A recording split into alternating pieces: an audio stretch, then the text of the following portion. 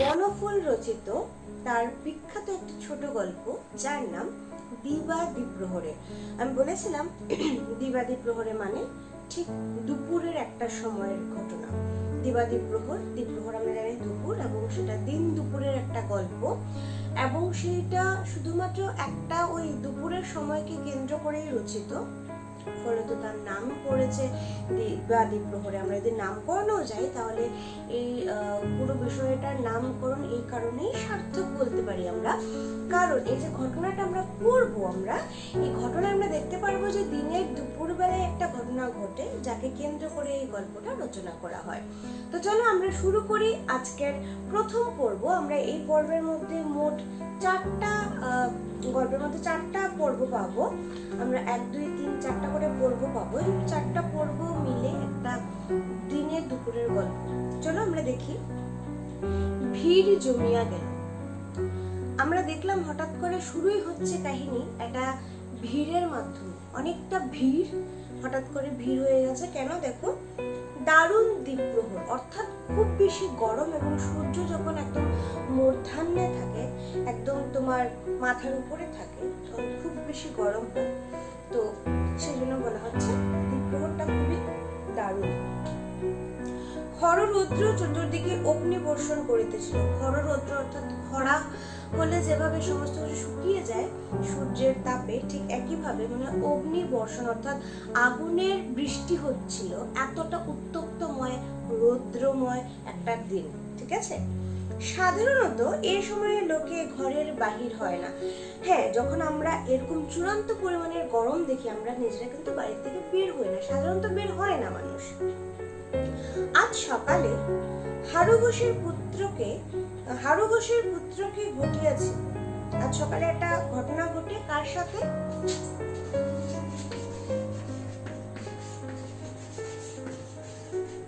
হারুঘোষের ছেলের সাথে একটা ঘটনা ঘটে, যার জন্য তাই এত ভিড়, তার জন্য আজকে এতটা ভিড়। কি সেটা? আজ সকালে হারুঘোষের পুত্রকে দংশন করিয়া যে সাপটা নিকটস্থ ইটের গাদায় ভিতর আত্মগোপন করিয়াছিল, সেটা মারা না পড়িলেও ধরা পড়িয়াছে। আমরা দেখলাম যে হারুঘোষের ছেলে, তাকে একটা সাপ, যার নাম আমরা জানবো আগামীতেও, আপনারা পড়তে জানবো সাপটার নাম, যেটা কি করেছিল, হারুঘোষের ছেলেকে দংশন করে, এবং দংশন করে সামনে কতগুলো ইট জমাইত ছিল, যেখানে মাঝখানে সে লুকিয়ে ঢুকে গেছিল। বলছে এই সাপটাকে মারা যায়নি ঠিকই, কিন্তু তাকে কি করা হয়েছে, তাকে ধরা গেছে, ঠিক আছে। সেটা ইটের গাদায় ছিল, বলছে ধরা গেছে। বিশুবাগ্দি সাবধানে ইট সরাইয়া সাপের লেজের দিকটা শুধু যে দেখিতে পাইয়াছে তাহা নয়, বল্লম দিয়া গাঁথিয়া সাপটাকে টানিয়া বাহির করিয়াছে। বিশুবাগ্দি, আমরা এখানে আরেকটা ক্যারেক্টার পাচ্ছি। সে হচ্ছে কি গ্রামের একজন সাধারণ, একদম কি বলবো, গ্রামের একজন পাড়া প্রতিবেশী যেভাবে থাকে, বিশুবাগ্দিও সেরকমই। বিশুবাগ্দি কি করলো, সেই ইটটাকে সরিয়ে সে সাপের লেজটা দেখলো। শুধু তা নয়, লেজের উপর বল্লম আমরা জানি, যেটা দিয়ে আমরা মাছও ধরি, অনেক সময় মাছ ধরার সময় ব্যবহার করা হয়। সেই বল্লম দিয়ে সেটাকে মারলো, মেটে ইটের গাদার থেকে তাকে সরিয়ে নিয়ে এলো। এইভাবে সাপটাকে ধরা গেল। বল্লম্বিত প্রকাণ্ড বিষদের ভয়াবহ ফনা তুলিয়া তর্জন করিতেছে। যে সাপটার মধ্যে যেহেতু বল্লমটা মারা হয়েছে, তো প্রকাণ্ড একটা বড় সাপ, বিষধর সাপ, যার প্রচন্ড বিষ আছে, এরকম একটা সাপ কি করছে, ভয়াবহ ফনা তুলে সে গর্জন করছে, কারণ সে ব্যথা পাচ্ছে। তার জন্য দেখিবার মতো দৃশ্য ঘটে, এরকম একটা দেখার দৃশ্য যে এরকম একটা সাপকে বিশুবাগ্দি সেই গাদা থেকে ধরে এনেছে। তো এটা বিশাল বড় ব্যাপার। তার মধ্যে হারুঘোষের ছেলেকে সাপে কামড়েছে। গ্রামের সমস্ত লোক সভয় বিস্ময় দেখিতেছে। সভয় অর্থাৎ ভয়ের সহিত, বিস্ময় অর্থাৎ অবাক আশ্চর্যভাবে সেই ঘটনাগুলো দেখছে। সিদ্ধ মনস্কাম বিশুবাগ্দি সগর্বে জাহির করিতেছে যে এমন মোটা, এমন লম্বা, এমন ফনা ও গর্জন বিশিষ্ট গক্ষুর সর্প সে আর কখনো দেখে নাই। সত্যি সাপটি ভয়ঙ্কর। আমরা এখানে সাপের নাম জানলাম গক্ষুর, অর্থাৎ গোখ্র সাপ।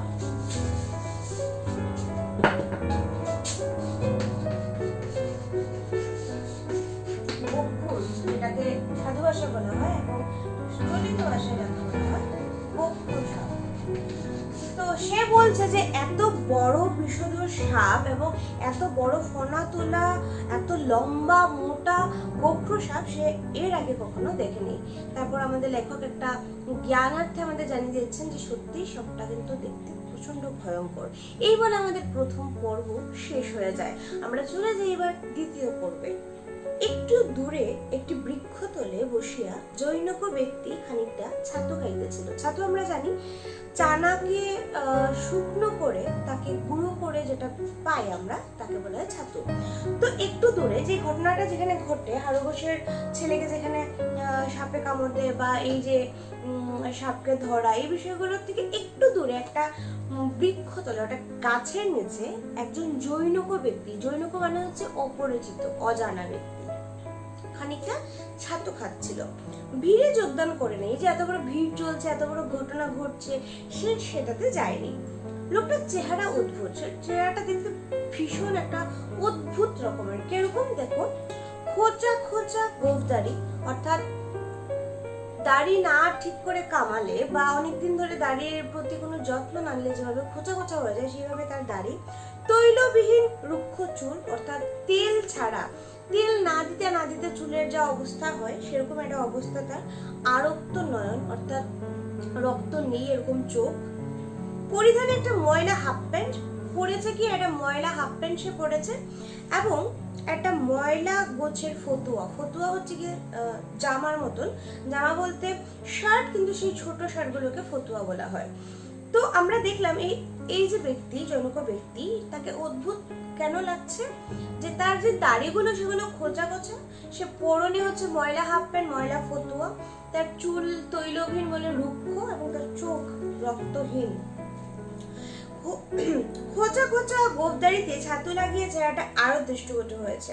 সে ছাতু খাচ্ছিল, বলতো খোঁচা খোঁচা দাড়ির মধ্যে ছাতুগুলো একটু লেগে যায় এবং তাকে দেখতে এই জন্য আরো বেশি আকর্ষণীয়, ভয়ঙ্কর, অদ্ভুত লাগছিল।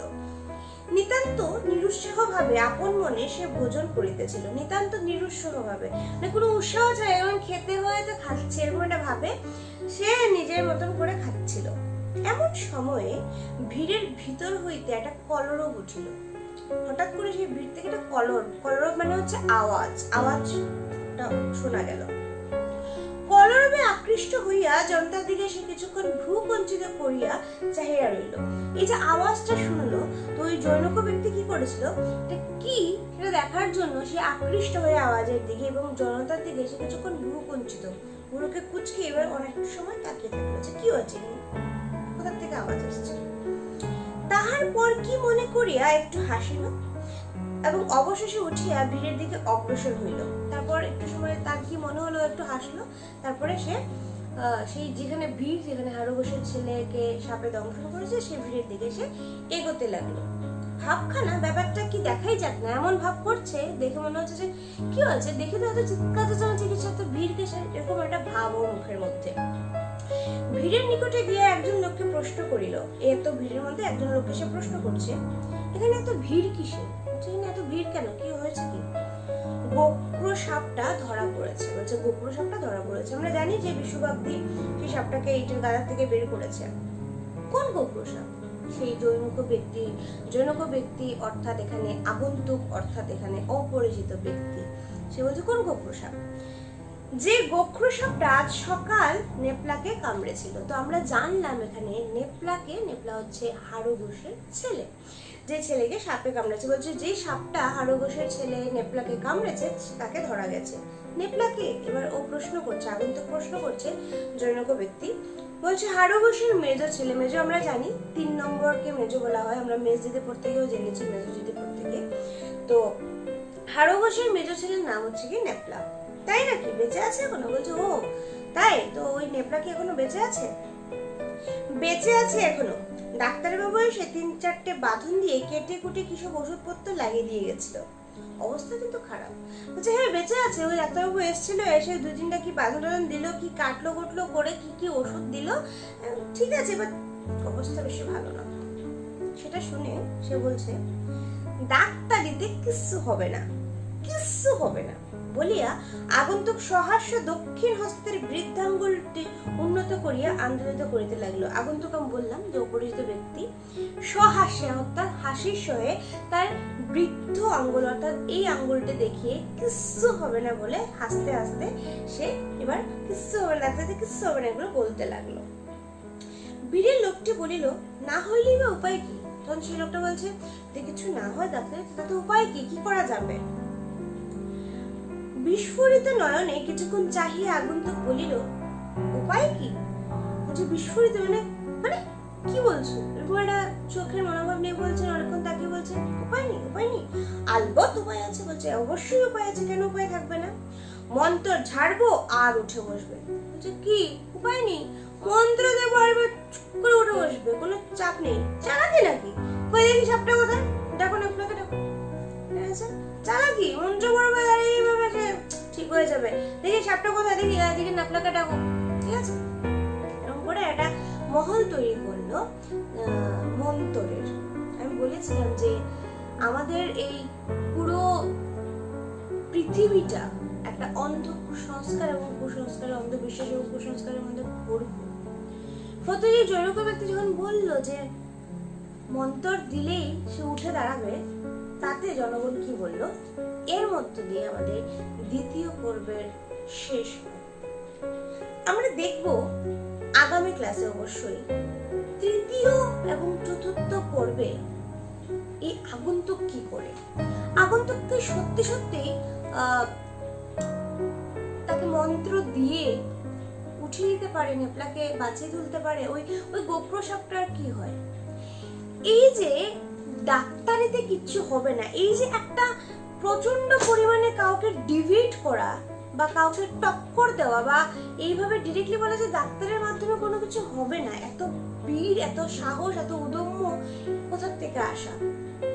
এই বিষয়গুলো আমাদের একটু ভাবায় যে আমরা যেখানে বলছি যে ডাক্তার এসে ওষুধপত্র দিয়ে গেছে, সেখানে একটা মানুষ এসে যাকে চিনি না, যাকে দেখতে ভয়ঙ্কর, তার অদ্ভুত চেহারা, তার পরা একটা অদ্ভুত কাপড় চোপড়, সে যখন এসে বলল যে মন্তর দিলে সে উঠে বসবে, তো এই মন্তরের মধ্যে এমন কি আছে যেটা ডাক্তারের ওষুধপত্রে নেই? আমরা আগামী ক্লাসে তৃতীয় এবং চতুর্থ পর্ব নিয়ে আলোচনা করব, কিন্তু তার আগে আমি আজকের ক্লাস যেটা দিয়ে শেষ করব, আমরা প্রথমেই বলেছি যে এটা একটা ছোট গল্প। তোমাদের অনেকবার করে ছোট গল্পের কথা বলা হয়েছে, বারবার করে আবারও বলছি যে ছোট গল্পের বিষয়টা তুমি যদি না জানো, তোমাকে যখন জিজ্ঞেস করা হবে যে ছোট গল্প কি বা ছোট গল্প হিসেবে দিবাদি প্রহরে গল্পটা সার্থক হয়েছে কিনা, তখন তুমি তখনই সেটাকে যাচাই করতে পারবে যখন তুমি ছোট গল্পের বিষয়ে জানবে। আমি অনেকবার বলেছি, আমি জাস্ট একবার রিপিট করে দিচ্ছি যাতে তোমাদের মনে হয়। আমি বলেছিলাম যে এই ছোট গল্পের সবথেকে যেটা বৈশিষ্ট্য মধ্যে পড়ে চরিত্র কম। আমরা এখানে কি দেখছি? মেইন কে এখানে? নেপলা, যাকে গোপ্র সাপ কামড়েছে, এবং এই আগন্তুক। মাঝখানের ভিড়ের দল বল একটু সময়ের জন্য, এবং যেহেতু গল্পটাও ছোট, আমরা দ্বিতীয় ও চতুর্থ পর্বে গল্প শেষ হয়ে যাবে, একদমই ছোটখাটো। আমি বলেছিলাম যে জীবনের একটা খণ্ডাংশ অর্থাৎ ছোট্ট একটা অংশ আমরা জানতে পাই। এই নেপলা কে ছিল বা নেপলার কেন আজকে সাপে কামড়ালো বা কি আসলে বিষয়, এই আগন্তুকের পুরো হিস্ট্রি, এগুলো আমরা ডিটেইলি কিছুই আমরা জানতে পারি না, ফলে তার জীবনের একটা ছোট্ট একটা অংশ আমরা জানতে পারি। আমি বলেছিলাম যে আকারে ছোট হয়, অনেকটাই ছোট, আমরা ছোট গল্প পড়তে গিয়ে দেখবো, এবং বলেছিলাম যে চরিত্র সংখ্যা কম, তো চরিত্র সংখ্যার ভিত্তিতে তার সুখ দুঃখ আনন্দ বেদনাও কম হবে। অর্থাৎ যেহেতু এখানে নেপলার কথা, তাহলে নেপলা বা নেপলার পরিবারের কথাই উঠে আসবে, তাছাড়া আমরা অন্য কারো কথা জানবো না। এবং সর্বশেষে যে গল্পটা শেষ হওয়ার পরও মনে হবে যেন শেষ হয়নি, তারপরেও বোধহয় লেখক আরো কিছু বলতে চাইছেন। সেই মানে না বলা কথা যে পাঠক হৃদয়কে যে অপরিতৃপ্ত করে, এটাই হচ্ছে ছোট গল্পের আসল একটা বৈশিষ্ট্য, যার মাধ্যমে ছোট গল্প হয়ে ওঠে। তোমরা আগামী ক্লাসে এই বিষয়টাকে অবশ্যই দেখবো। ততক্ষণ পর্যন্ত তোমাদের কাছে আমার একটা রিকোয়েস্ট যে দয়া করে পড়াশোনাটা করো। পড়াশোনা করছো না তোমরা? অলরেডি সেপ্টেম্বর ঢুকে আছে অ্যান্ড তোমাদের পরীক্ষা ফেব্রুয়ারিতে। তো এখনো যদি পড়া শুরু না করে থাকো, তাহলে কি হবে তোমরা বুঝতেও পারছো না, অবহেলা করে যাচ্ছ। জাস্ট একটা জীবন, জাস্ট সময়, তোমাদের কাছে এত সুযোগ এখন, না তোমাদের কলেজ আসতে হচ্ছে, না তোমাদের এক্সট্রা কোনো কারিকুলাম করতে হচ্ছে, জাস্ট ঘরের থেকে তোমরা অনেকটা টাইম পাচ্ছ, টাইমটাকে কাজে লাগাও। আজকের জন্য এতটুকুই। আগামী ক্লাসে তৃতীয় পর্ব এবং চতুর্থ পর্ব নিয়ে আবারও হাজির হবো। ততক্ষণ পর্যন্ত ভালো থাকো।